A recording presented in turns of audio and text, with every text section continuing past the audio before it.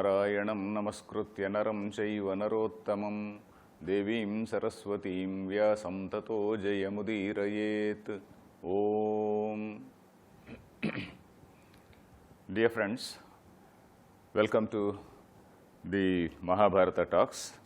We are now seeing we just saw a very interesting episode where Bhima, he eliminated one mafia chief. So that was in the Ekachakrapura.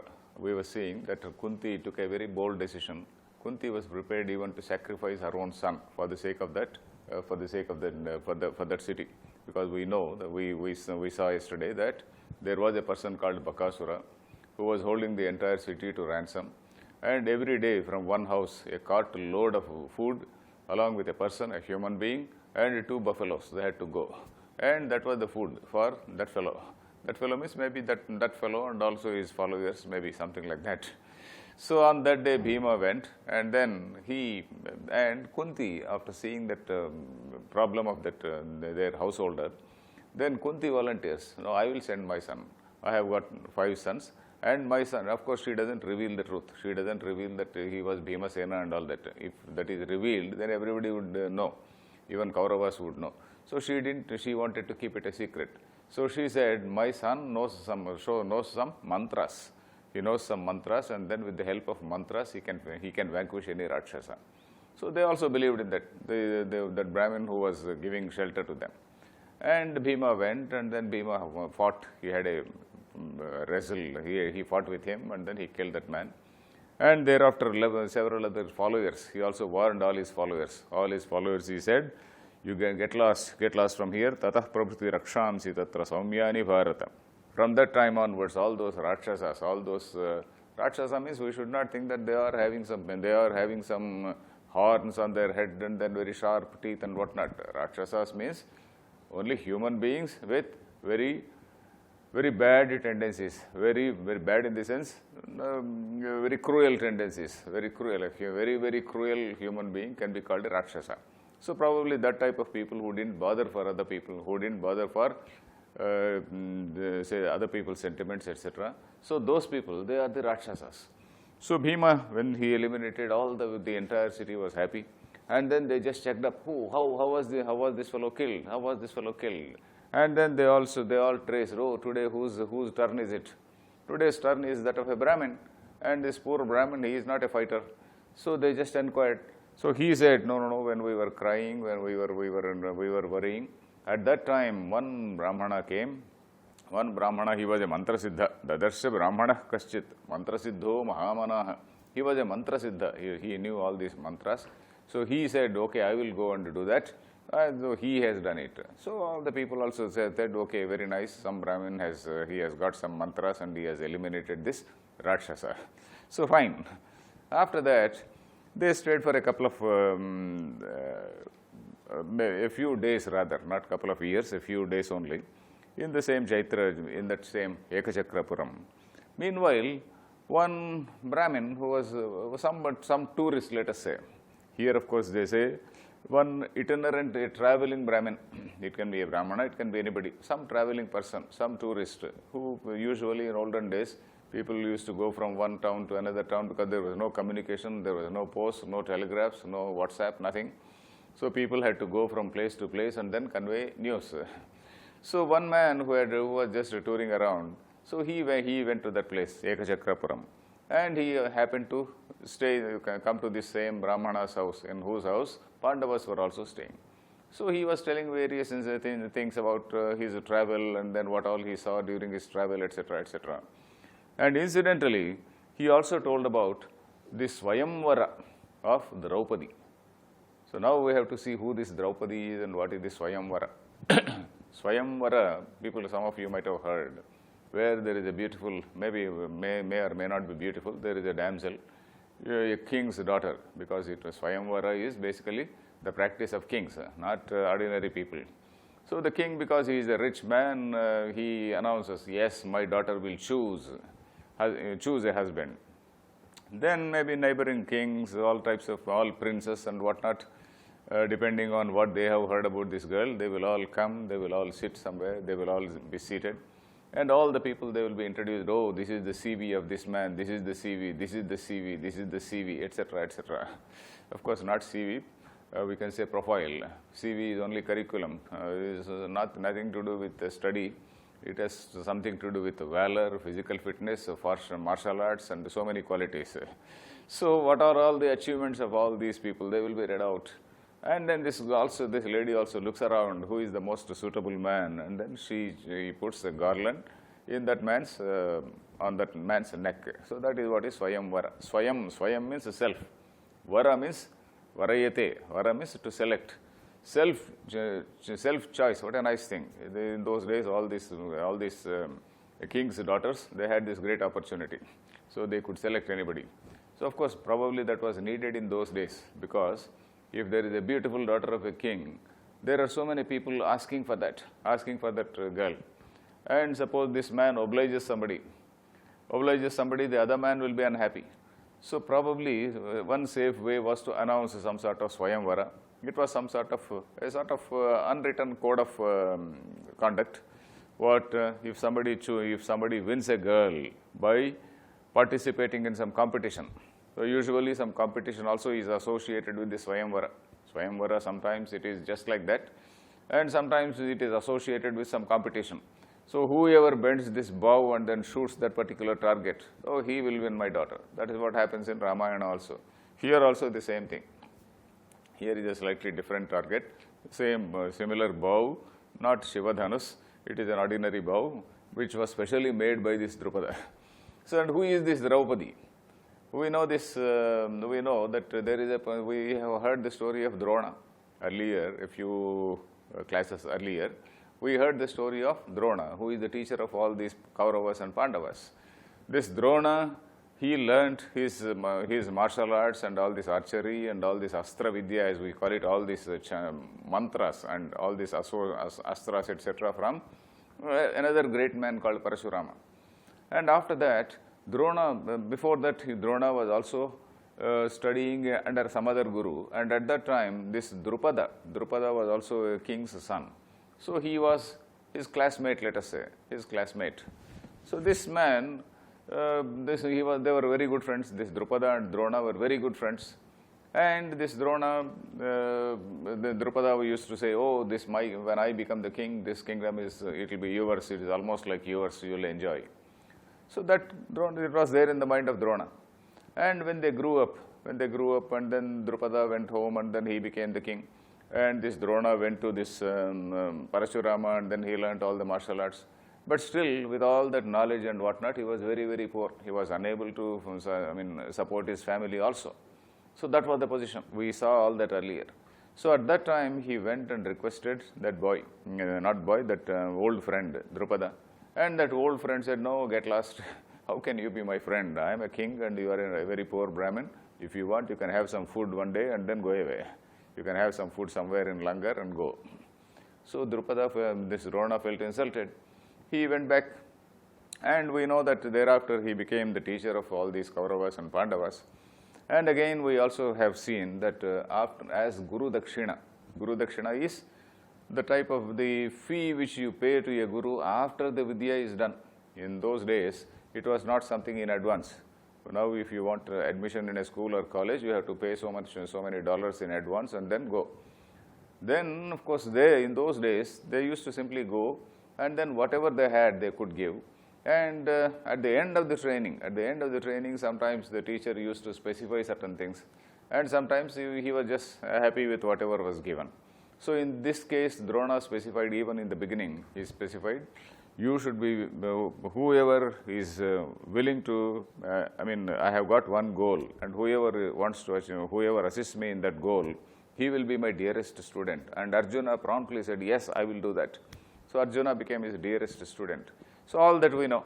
And then again, he asked for one Guru Dakshina. What is that? You have to go defeat that Drupada and bring him alive to me. So these people, they go, and then they went there. All the people, they failed. All of this, they failed. This Bhima and Arjuna they went there. And then Arjuna in one-to-one fight with that Drupada, he defeated him. Meanwhile, Bhima was controlling all the other people. So then after that 1-to-1 fight, he brought him and then put before the Guru.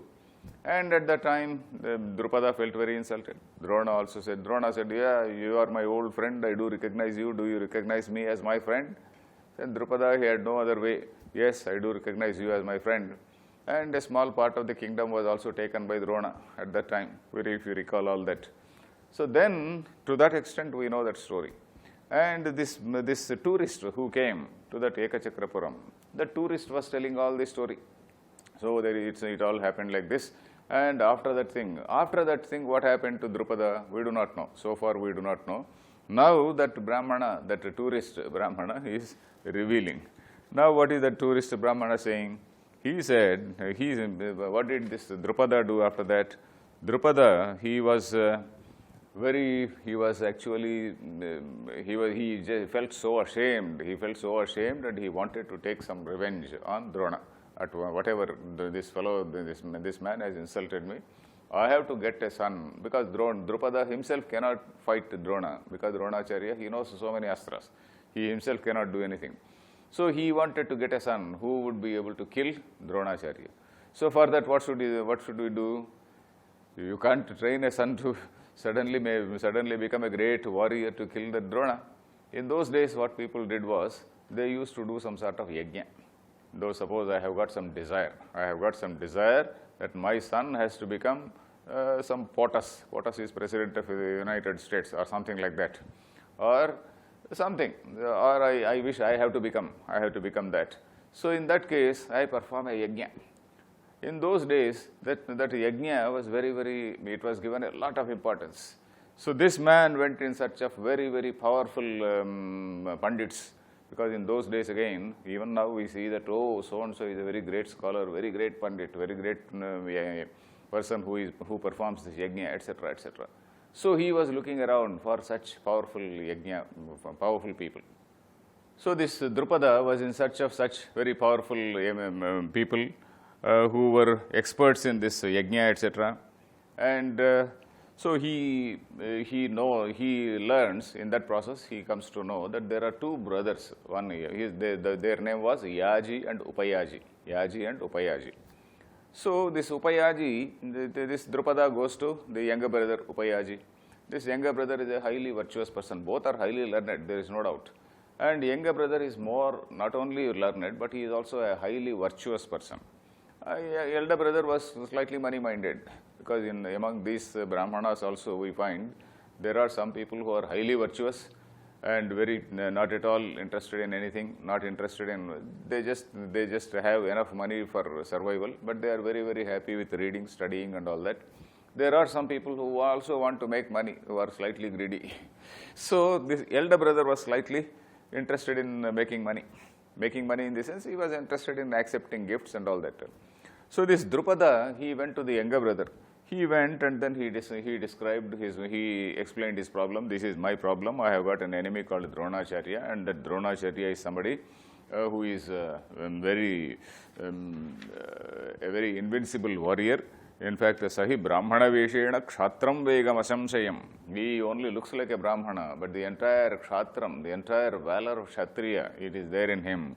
So I want to get a son who would be able to defeat him. So that is what he says. I am going to give you so many thousands of cows. In those days, what was there? Either some money or some cows.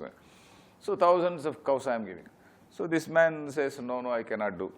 So Drupada keeps on pursuing with him. And that man, after some time, he says, no, okay, you please go to my elder brother. My elder brother is interested in getting such gifts, etc. Because once I saw him that, okay, of course, the younger brothers, they do know each other's character. So he also gives some instance. At some point of time, when we were walking in the forest, there was some fruit lying on the ground. And my brother, because he was hungry, he took it. He was not supposed to take it. Even if he is hungry, he is supposed to examine whether it is shuchi or not. So at that time, I thought he would accept any gifts. And thereafter also, I have been seeing that he accepts some gifts.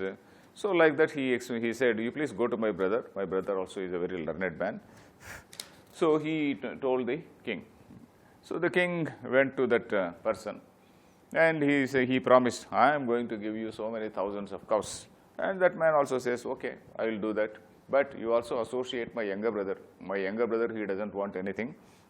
So he says, Gurvartha iti cha akamam upayajamachodayat. Gurvartham means the task is quite big, because here Vyasa incidentally discusses as to what should be the nature of a Rutvik. A person who chants the mantras, he should be a very, very pious man.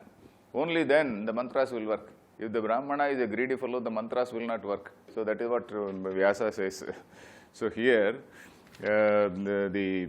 whoever is performing that yajna, he should be a highly righteous, virtuous person.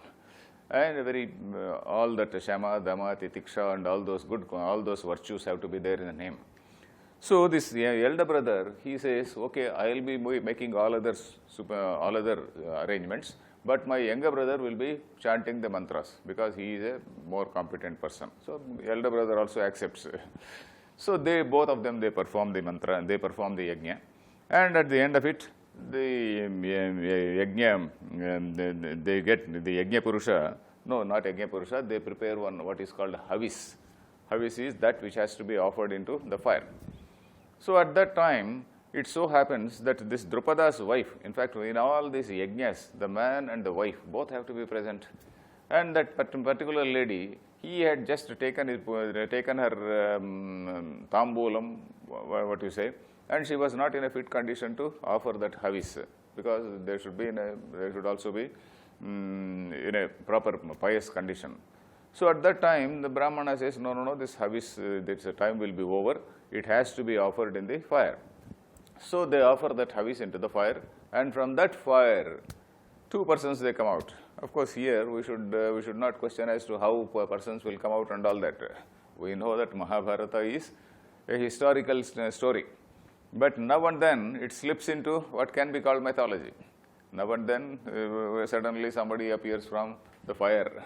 There is somebody who is doing some performing some yajna, and into that yajna the havis is offered. Havis is some food material which is prepared and then offered to gods through that fire.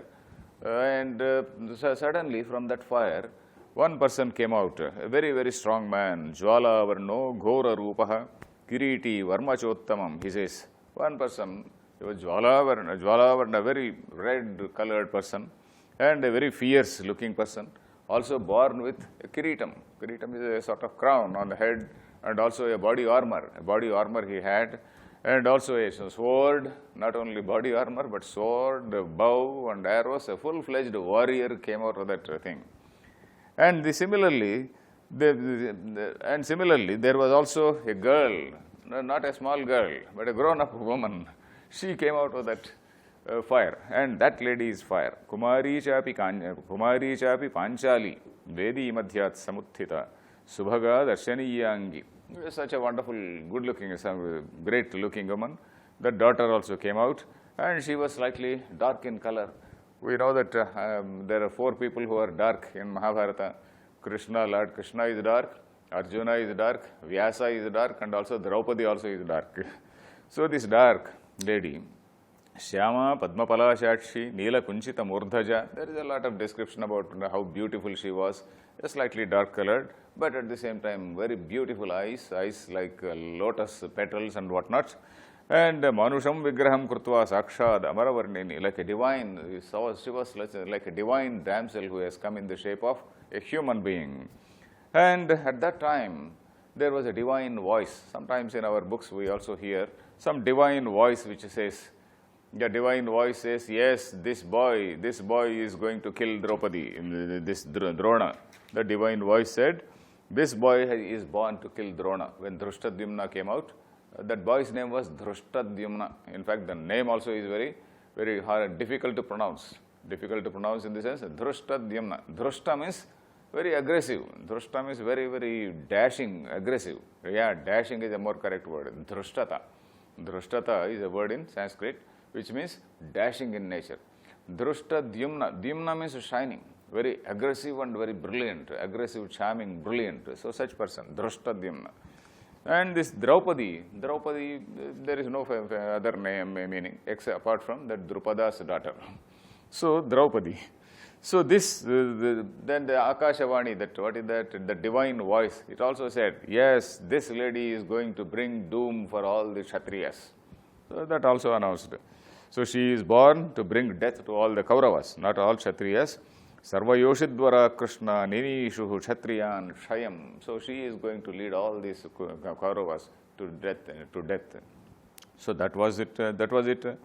Asya hetu Kauravanam mahadutpatsyate bhayam. Because of her, because of this lady, Kauravas will be in great danger. So anyway, this Drupada was very, very happy. He asked for one son, but he got a son and also a daughter. And he took that daughter, accepted that daughter. And that lady was called Krishna because she was dark in color. Her original name was Krishna.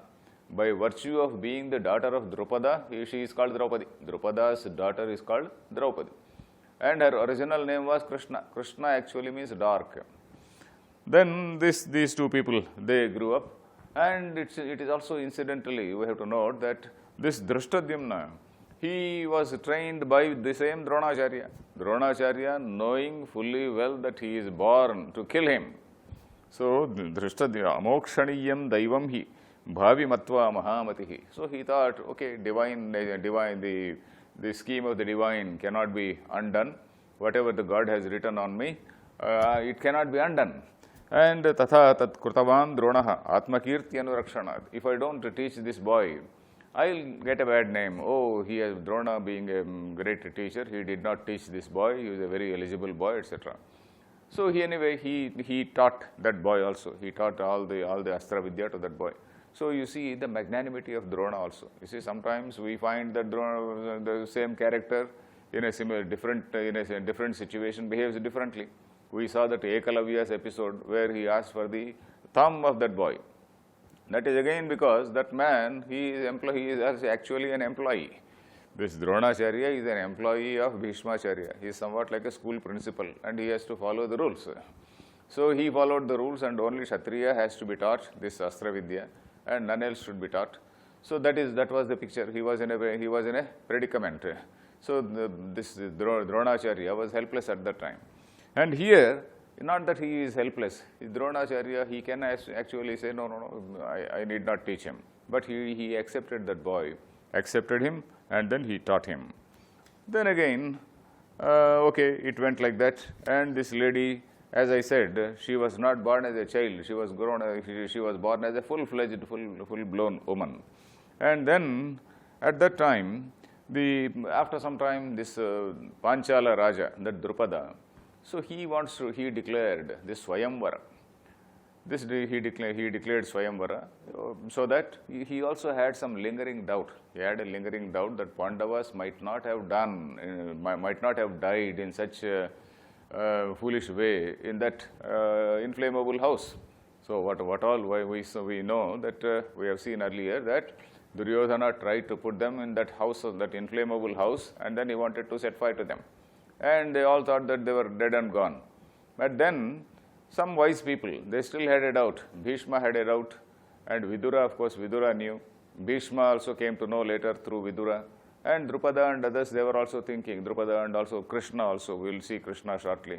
So they were thinking, how can the Pandavas, they are such brilliant people, how can they die like sitting ducks, how can they die like that, so in such a dumb manner? Pandavas are not so dumb. So that is what Drupada also thought. So in case Pandavas are still alive, they will definitely come. So he just sat around, he just announced this Swayamvara and also spread that word around. So in those days, people used to go to different places and then they used to announce, okay, I am coming from that place and then this king has announced this Swayamvara, etc. They used to carry news. So probably this tourist Brahmin, he is also of that type. So this tourist, he told all that story. Then Pandavas also got interested in that. Pandavas naturally, when they heard that this girl is born to bring death to the Kauravas. You see, this point also is very important. This Brahmana came and told that divine voice, as soon as she was born, that divine voice said, yes, she is born to bring death to Kauravas. And about that boy, the divine voice also said, this man he will kill Dronacharya. So then obviously, putting 2 plus 2, 2 and 2 together, they have calculated that yes, this girl has to be, in what way will she kill Kauravas unless there is something to do, some enmity with them. So naturally, these people, they got interested in that the Swayamvara. So they also wanted to go, but they did not tell their mother.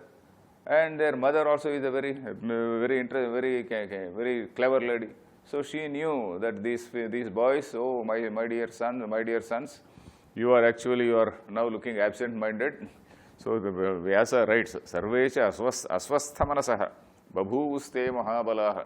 They are mahabalaha, no doubt they are very, very strong people. But then asvasthamanasaha babhuvu, their mind was not in their control. Their mind was wandering around that Swayamvara. And this Kunti is a very sagacious lady. She detected it. And then she said, okay, now we have stayed here for a long time.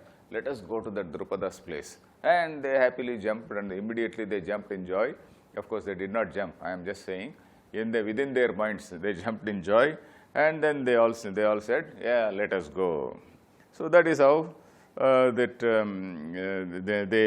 also started. Te vayam sadhu panchalan gacchama yadi manyase. So on the way, they also saw, what happens is, on their way, when they started going, sage Vyasa comes to them. Sage Vyasa comes to them. He says, we know that whenever there is some problem or whenever Vyasa has to give some advice to Pandavas, he comes and gives an advice in advance. So he came, he met them, he spoke to them. He told the Purva Janma. What is this Purva Janma? Purva Janma means the earlier life of this Draupadi. In that earlier life of Draupadi, it so happens that she did some great tapas and whatnot. And in that great tapas, the Lord Shiva had appeared, and then he said, you will have 5 husbands in your next birth. So, okay, let us, next Janma. Whether we have to take it as a mythology or basically it is a historical fact. In that historical fact, maybe some sort of myth making might have taken place. We do not know. If we want to believe that yes, Lord Shiva gave her boon and then she got, in the next Janma she will have 5 husbands, it is fine. But even without that, even if you take it as history, it is a beautiful thing. That is what we have to see. We need not accept 100% we need not accept mythology. Even without accepting mythology, we will still love Mahabharata for so much of ethical discussion which is there here. Even here, even in the earlier story where Drupada was to select one Purohita for the performance of the yajna. So Vyasa described incidentally several ethical issues about how a Purohita has to be. That Purohita has to be a very, very clean person, very righteous person, very virtuous person. Only then the mantras will work. So like that. So anyway, so that is what we see here. The sage Vyasa came and told the story of the earlier Janma of Draupadi. We'll see it in tomorrow. We'll see it tomorrow. Harihi Om Tat Sat.